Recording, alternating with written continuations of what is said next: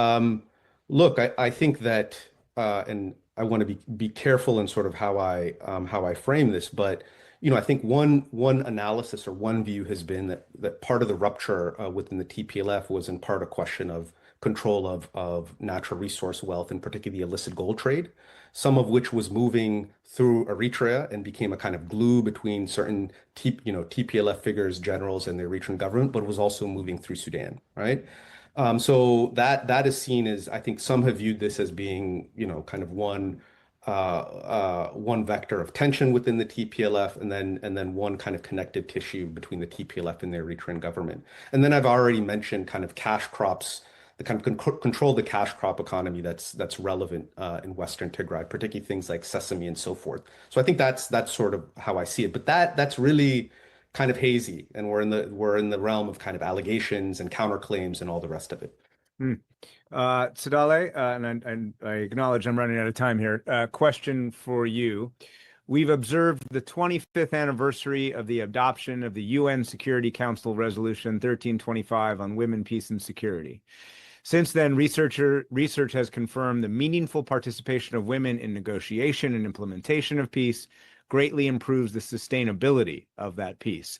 How involved were local women in the Pretoria Agreement, and how are the voices of women being heard in implementation of the agreement now?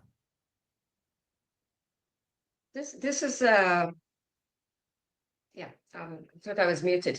This is a very important question, Nick, and it's one of the most tragic aspects of the Pretoria Agreement, but also during the war's connect.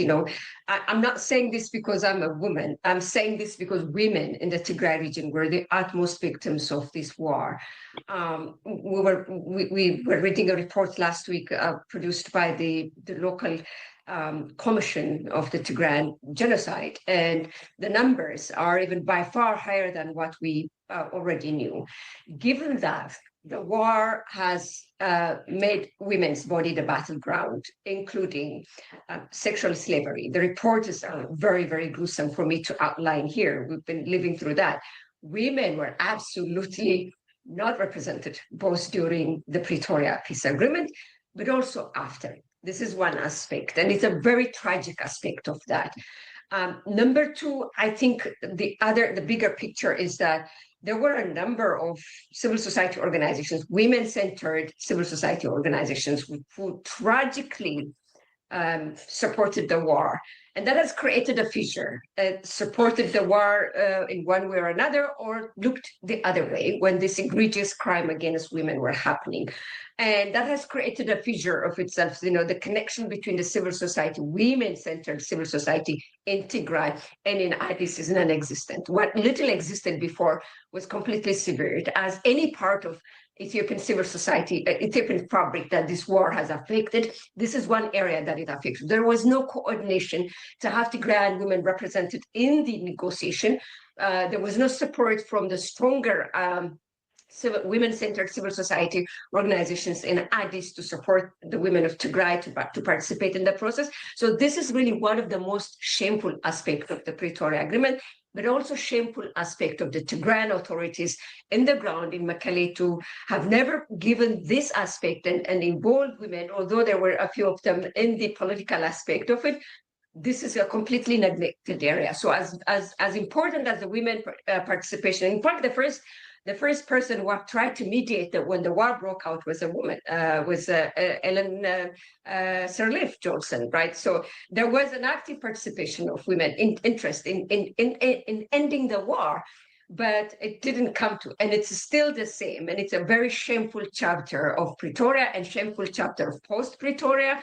And we're still living that one, and there is no representation whatsoever. So as honoring this aspect of the UN in terms of recognizing women and peace in this context, the Tigrayan women are absolutely absent. And it's very shameful. We are running out of time, and we've tried to get to as many questions as possible. I apologize already for missing some of them. And so at risk of leaving us with an optimistic note, Peyton, let me just come back to you.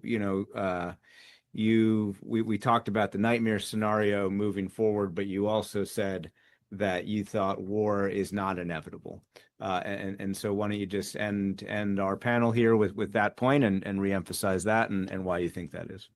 Yeah, Nick, I had the enormous pleasure during President Obama's administration to work for Senator George Mitchell when he was the president's envoy for the Middle East. And Senator Mitchell used to say that just as wars were fought by human beings, they are ended by human beings. And I would add the corollary to that, so the Mitchell rule, of they can be prevented by human beings. And the fact of the matter is, as we've discussed very openly today, there is no shortage of risk. And I couldn't agree more with Sadele, a comment that Sadele made earlier, which is that, one errant bullet, one soldier doing something reckless in this environment could have outsized consequences. But that is not an alibi for the political leadership on all sides or license for them to make bad choices. And there is still ample room to make good choices to prevent the worst outcomes. And I hope that is what we see. I hope we see, as we've discussed today, a redoubled international diplomatic effort to encourage choices that are sober-minded and put both Ethiopia, Eritrea, and the broader region on a more stable trajectory. And I absolutely do not think it is too late for that. And I hope it's something that we see in the coming period, because it's certainly in the interest of the region. I also continue to believe it's in the interest of the United States to not see a broader conflagration emerge.